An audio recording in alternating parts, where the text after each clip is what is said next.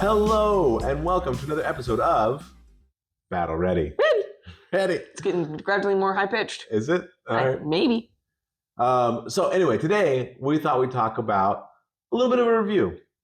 And that review is the new Spearhead pack, Sand and Bone. It's pretty sandy. It is. Now, with There's Sand actually and not Bone, that much sand in it. yeah, it's more bone. It's more bone than anything. sand. Yeah, that's true.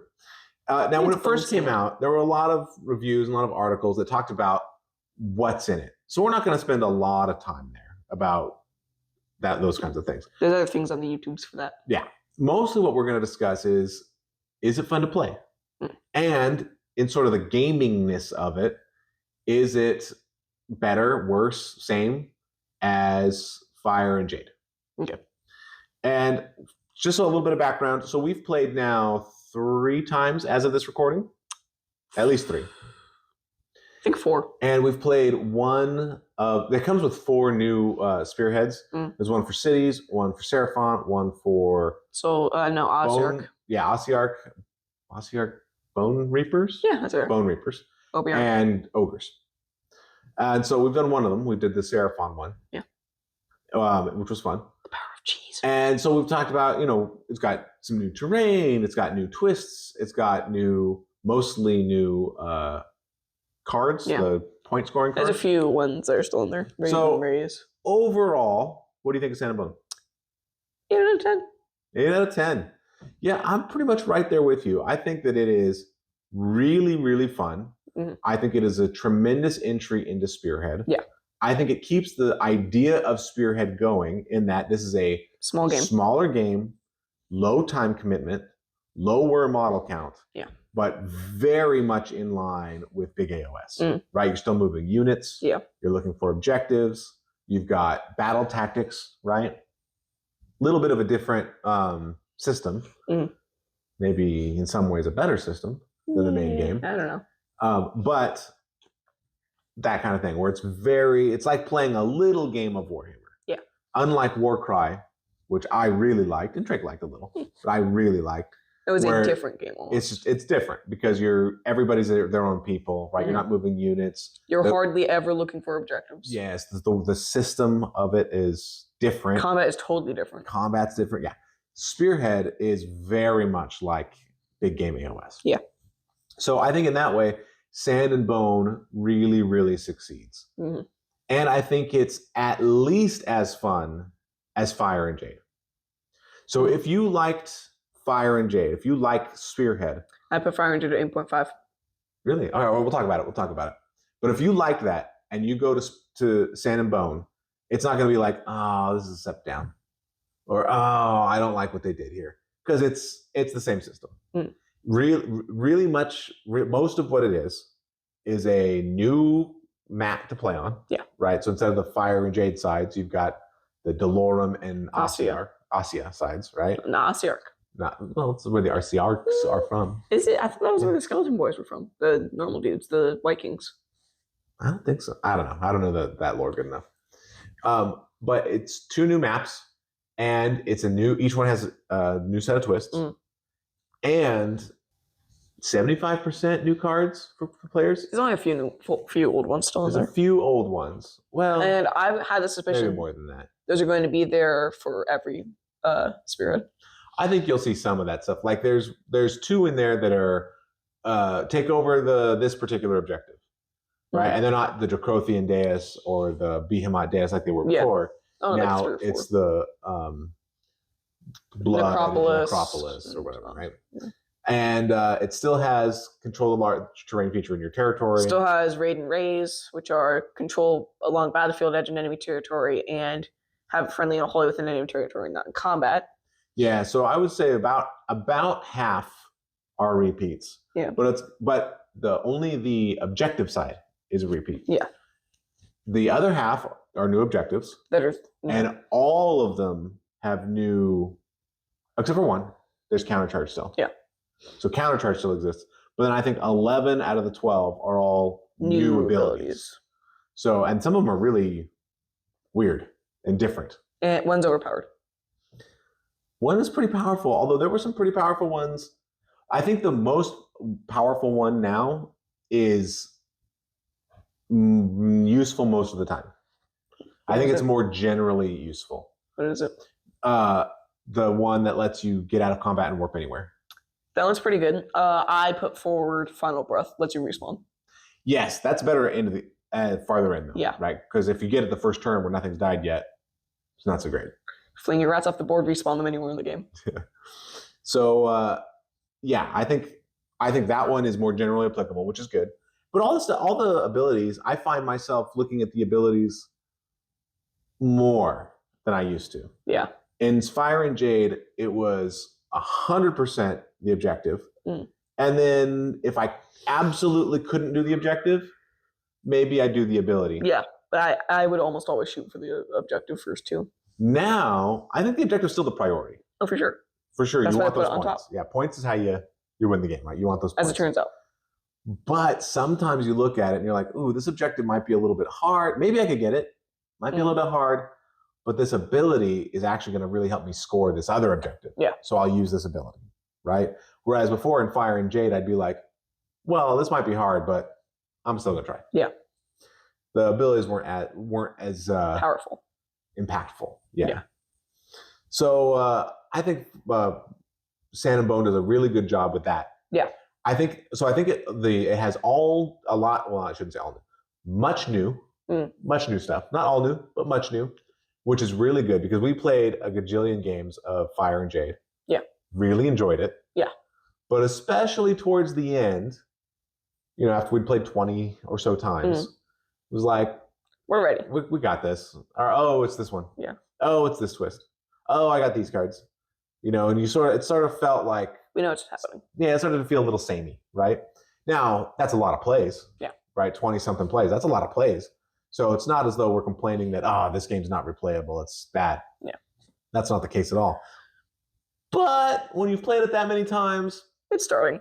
Yeah, you start to see the patterns. Plus, they had a couple of twists where it was like, especially if you were underdog because you got doubled. And then there were twists where it just straight up gave the other person points. Yeah. And so maybe you got doubled, and that's why you're underdog, but the other guy actually has more points or fewer points. Fewer points. And then suddenly they're getting points on top of points, and they doubled you. Yeah. And so you are you're just giving the points away. Yeah. I've had one where I've doubled. I had low enough points that I was able to take double and still get cards and stay underdog. That's good. Yeah. And I got pretty good cards. And I got one that said pick 2 objectives, you score bonus points rather than those objectives. And I just picked 2 I had. Yeah. And you just pick the ones you have that are, especially late in the game, where oftentimes there's objectives that aren't really in contention. So it's just basically free points for the underdog. Yeah. And in a closer game, that could be the difference, right? Yeah. So it sort of feels like, oh, I didn't win because I'm so tactically great. I won because this particular twist came up and gave me the game. Yeah. Not great. So far, we haven't seen that in our Sand and Bone plays. No, right? mainly because we haven't seen every twist. I don't know if we've seen them all. I don't think for sure we've seen them all. But the ones we've seen have been impactful in a lot of ways. Yeah. Sometimes twists are more impactful at the beginning than at the end, right? That happens for sure. But there haven't been any twists that are like, and you get a bunch of points and win. Yeah. Which is really good. So the twists help the underdog. They give them run and charge, or they give them additional movement, or they have different effects. Yeah. But none of them just straight up give you points. Yeah. Which I really like. I like that a lot better. For sure. The other thing I think is really good about Sand and Bone is one of the 2 sides only has 4 objectives on it. That's what I hate. Really? I really hate how the objective formatting works. So bad. I like both. So the 5 one. So in the other one, Fire and Jade, it was 5 objectives, basically 1 in each corner and 1 in the middle. And then the Guran side, they were slightly the Actually side, that's exactly how they were. Yeah. And the Garand side, you shift the corners over just a little bit. Yeah. They were all shifted by about the same amount. So it was slightly different, but not crazy different. Now there's one side that's 5 objectives, and it's basically in the corners, but the two on these corners are shifted slightly. Yeah. So that if you play diagonal, they're wholly within your territory, right? Or wholly without. Or wholly outside. And then the objectives are actually smaller. That's my biggest downside. Yeah, you don't like the smaller for a objectives? new person coming in, and if they eventually go to big AOS, they're like, why are these objectives so big? Well, everything's bigger, though. I actually don't mind it so much because in big AOS, everything's so much bigger. Mm-hmm. So having slightly bigger objectives makes sense. Yeah, I think having slightly smaller objectives makes sense in the smaller game of Spearhead. But then I have to reach so much farther. The board's small. You don't have to reach that far. I do. But I do like the 4 objectives because it just feels very different. Yeah. It feels very different. That's true. That is very different. I think it actually makes some Spearhead groups it makes the game feel a little bit different because with 5 objectives, it sort of feels like you're spreading your forces a little bit because you want to make sure you're getting those 3 points, right? Whereas in a 4 objective game, you can consolidate a little bit more. Yeah. And it makes the fights more contentious. Bloody. Yeah. Bloody. I think so. I think the fights are a little bit more bloody. Yeah. On that side. So I really like it.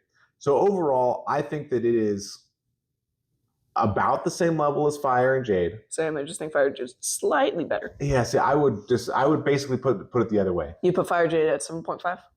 I'd put it at, let's say Fire and Jade's an 8, then I'd put this at 8.5. Okay. Right? I mean, they're both very good. Yeah. But I think the changes in Sand and Bone are generally positive. Smaller objectives, more varied board, different twists and powers.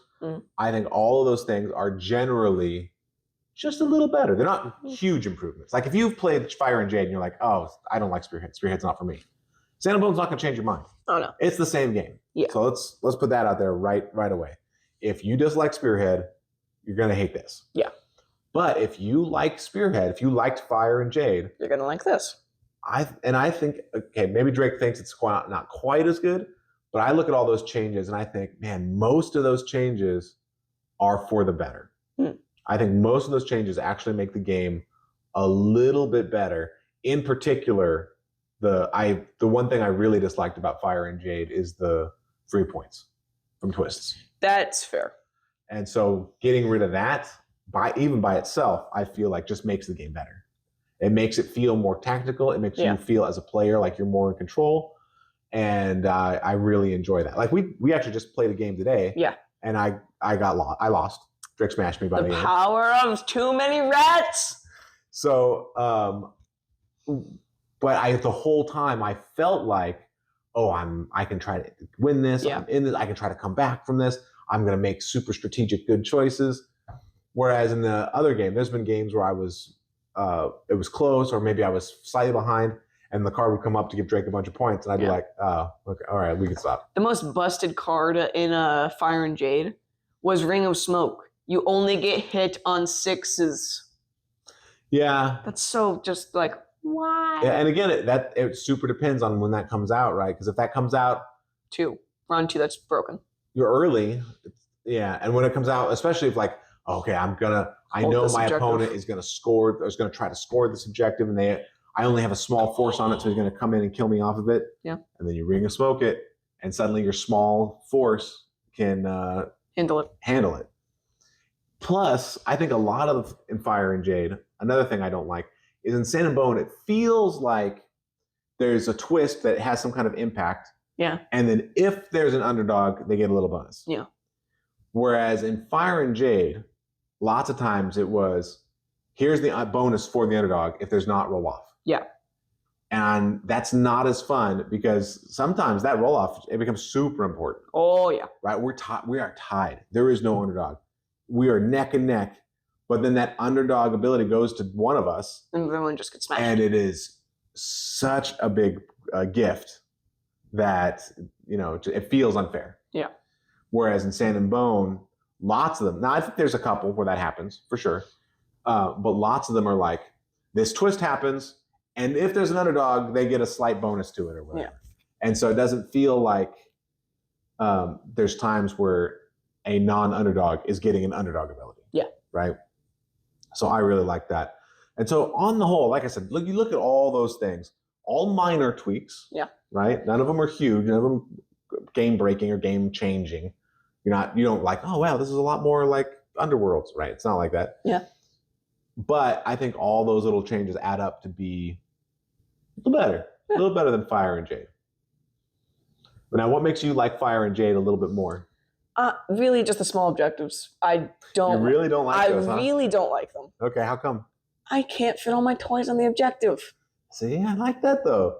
I think that actually makes it funner, because it means that you have to fight. You have to get your guys closer together to fight. I think it brings the fighting in. Just let me doom stack my rats. Well, yeah, I mean, they're big enough to put a bunch of rats on. That's true. Let me just doom stack 20 rats on an objective. So anyway, if you like Spearhead already, and you've been enjoying Fire and Jade, particularly Fire and Jade, starting to feel a little samey. Yeah. Sand and Bone might be for you. It has been very fun, very in the vein of Spearhead, right? It's an evolution, not a revolution. Yeah. But a lot of the tweaks they make to it are pretty good. You know what it almost reminds me of? The move from Warcry to Warcry 2.0. Where Warcry 2.0 used basically all the same systems, but then added reactions. Yes. And so you're like, oh, okay, this took what was good about 1.0 and made it better. Just made it a little better. Not crazy. Yeah. But just added a little something. And I think that sort of feels like how Sand and Bone is. It takes the system that's really good and it just cranks a couple little knobs to try to make things better. All right. All right, well, let us know in the comments what you think. If you've been a Spearhead player, what do you think of Sand and Bone? Is it much better, a little better, worse? A little worse. Or, a little worse. Yeah, tell us what you think. How has that impacted you? And particularly, so when we play, we've got a lot of different armies, so we've got a lot of different Spearheads. We're doing all kinds of different stuff. I'd be interested to know if anybody said, oh, actually, Sand and Bone sucks because the city's Spearhead can't deal with it. Or, oh, Fire and Jade sucked because the Ossiarch Bone Reapers Spearhead was terrible on the Giran side for whatever reason. Right? There might be stuff like that we're just unaware of. Definitely let us know your thoughts in the comments below. For sure. This has been another episode of Battle Ready. Ready. Thanks so much for watching.